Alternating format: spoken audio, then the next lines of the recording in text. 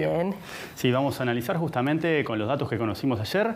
Ahora podemos tener la composición del lugar de lo que son salarios y precios a septiembre, ¿sí? El viernes conocemos la inflación de octubre, pero justo en estos días nos quedan los datos desfasados, ¿sí? Así que lo que tenemos son datos de inflación hasta septiembre y datos de salarios nominales, que es lo que estamos viendo en la gráfica, ¿sí? La inflación justamente lo que viene siendo es la línea blanca. Eso es lo que mide la variación del índice de precios al consumo, y en la línea verde lo que tenemos es el dato que conocimos ayer referido justamente a la trayectoria del índice medio de salarios. ¿Qué es el índice medio de salarios? Es el indicador que tenemos para reflejar la evolución de los ingresos corrientes, que son ingresos nominales. Por eso la diferencia entre la línea blanca y la línea verde es justamente la pérdida de poder de compra, o dicho de otra manera, es justamente la evolución del salario real. Si vemos justamente lo que pasó con los dos últimos datos, tenemos un empate casi virtual, ¿sí? Uno es 9,88 y el otro es 9,95, pero básicamente son 9,9 cada uno, así que nos queda una pérdida de salario real de apenas 0,1%, que es más pronunciada en el caso del sector público. Lo que estamos midiendo en este caso es cómo evoluciona el salario real, es decir, el poder de compra entre septiembre del 2022 y septiembre del 2021. Si ahora vamos a la siguiente placa, vamos a ver justamente cómo viene la evolución acumulada de la pérdida del poder de compra. Es lo mismo que estábamos viendo, pero simplemente puesto en otra perspectiva. ¿Qué otra perspectiva? La que nos da justamente medir qué pasa en relación al promedio del año 2019.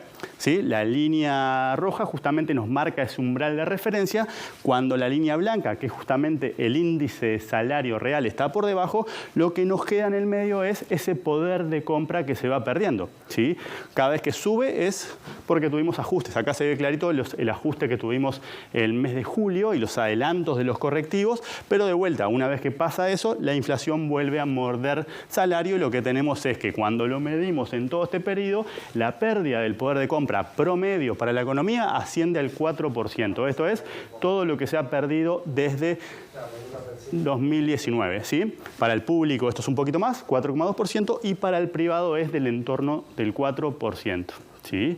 Ahora, si vamos a la siguiente placa, vamos a meternos en las diversas realidades sectoriales. Entonces vamos a concentrarnos por acá.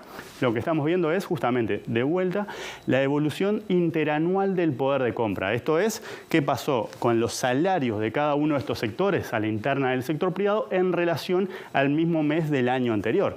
Y acá tenemos que, si bien la mayoría de los salarios crecen, ¿sí? De vuelta, en la comparación con septiembre, tenemos una pérdida importante para el sector hoteles y restaurantes, que de hecho es lo que nos empuja a la baja el índice promedio que veíamos que había caído, ¿sí? Pese a que cuando... Desde que comenzó la pandemia. Y este es uno de los sectores más afectados. De hecho, justamente viene de 2 rondas puente, y es un sector que va a tener una afectación pronunciada dada la situación que tenemos en relación a cosas que hemos analizado, por ejemplo, la afectación en el litoral y lo que puede generar la diferencia de precios con Argentina para un sector que justamente viene padeciendo desde hace 2 años los efectos sucesivos de la pandemia, y ahora esta situación vinculada a la relación de precios con Argentina. De hecho, si ahora vamos a la siguiente placa, nos vamos a concentrar, está la misma información, pero acá lo que agregamos es de vuelta la medida, pero ahora acumulada, cuánto es el salario real perdido, acumulado desde el 2019, y efectivamente, Tincho, como ves acá, claro, el sector de restaurantes y hoteles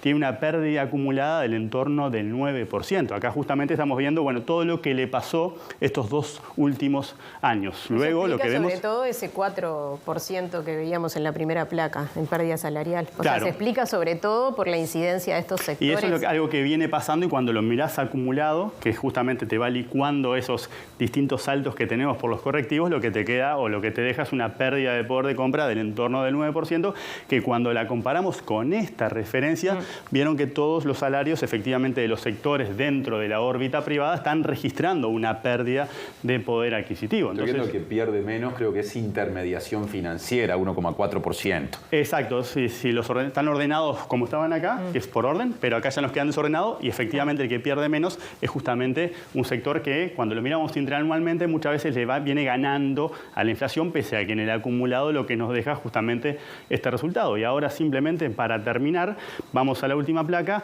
y en base a las proyecciones del Centro de Investigaciones Económicas, lo que podemos prever para este año, ¿sí? Estos dos últimos datos que están en verde son justamente proyecciones. ¿Por qué? Porque todavía no sabemos qué es lo que va a terminar pasando con los precios y los salarios, porque quedan unos meses todavía, ¿sí? Entonces tenemos proyecciones para el 2022 que marcan justamente que el comienzo de la recuperación del poder de compra se va a diferir hacia el año que viene, dado que este año tendríamos o cerraríamos con una caída en términos promedio del entorno de 0,7%, y el año que viene, ¿sí? La inflación marginalmente le estaría perdiendo con los salarios, y eso daría como resultado una suerte de empate, ¿sí? Estas son las proyecciones, las últimas proyecciones del CIMBE, y lo que marcan es justamente esa diferencia que todavía tenemos entre los precios y la inflación, y bueno, y entre los compromisos asumidos justamente en el frente inflacionario, que hay un compromiso de bajar la inflación de forma importante en estos 2 años que tenemos, y también el recuperar salarios, que de alguna manera son compromisos que pueden contraponerse, y eso puede suponer que va a tener que ser resignado alguno de esos objetivos. Probablemente ese objetivo sea el de la inflación, dado que esto también va a empezar a pesar más en términos políticos, ¿sí? Este compromiso de recomponer el poder de compra perdido que analizamos va a empezar a incidir más justamente durante el año que viene y el próximo.